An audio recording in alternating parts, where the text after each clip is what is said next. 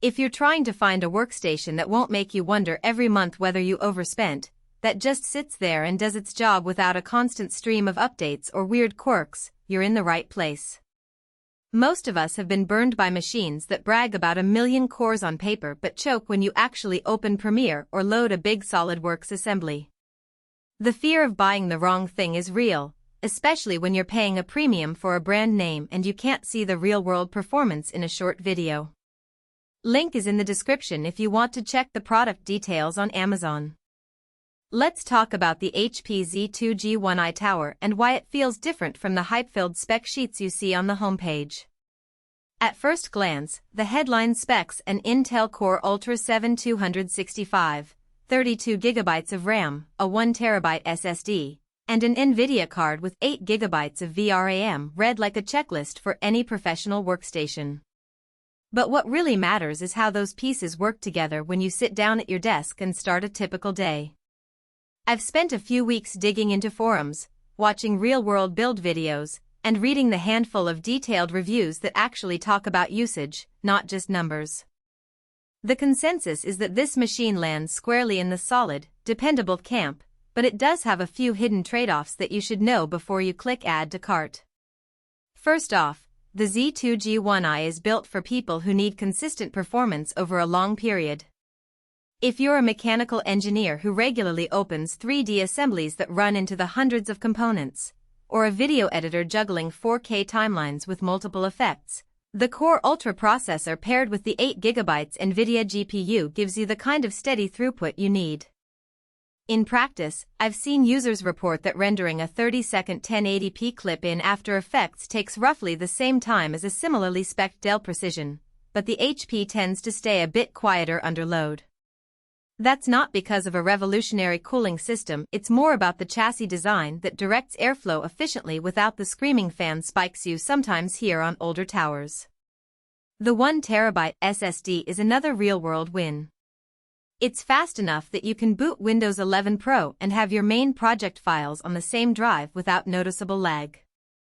In a test scenario where a user was moving a 200GB CAD project from one folder to another, the transfer completed in under 30 seconds, which is a big morale boost when you're on a deadline.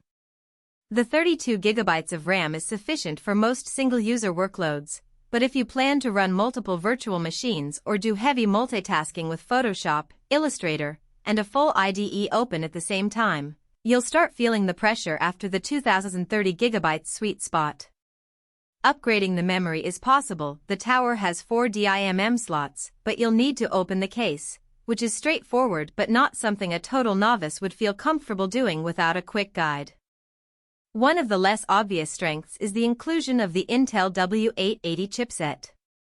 It gives you a stable platform for professional workloads, especially when you enable the AI-powered features that HP advertises. In layman's terms, those features translate to smarter power management and better task scheduling in Windows 11 Pro. In everyday use, that means the system won't ramp up the CPU to full turbo every time you open a small Photoshop file. Instead, it scales just enough to keep the task smooth, which saves energy and reduces heat output. For an office that runs several of these machines, the cumulative power savings can be noticeable on the electric bill. Now, let's talk about the practical weaknesses that often get buried under the workstation label. First, the Tower is a bit on the bulky side. It's not a sleek mini PC you can tuck behind a monitor. You'll need a dedicated spot on your desk or a small server rack. That's fine if you have a permanent workstation, but if you're a freelancer who likes to move between co-working spaces, the size becomes a logistical headache. Second, the default configuration comes with a fairly basic Ethernet port and no Wi-Fi module. You can add a wireless card, but that's an extra step and extra cost. For users who rely on a stable wired connection in a studio, that isn't a deal-breaker, but it's something to note if your office setup is wireless first.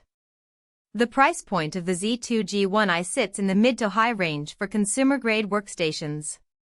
You're paying for the HP brand reliability, the W880 chipset, and the pre-installed Windows 11 Pro license. If you compare it to building a similar spec machine yourself, you might shave off a few $100s, but you lose the warranty and the peace of mind that comes with a single-point support line.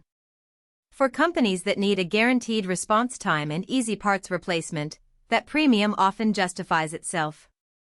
For a solo creator on a budget, it's worth asking whether you truly need the professional-grade GPU or if a mid-range card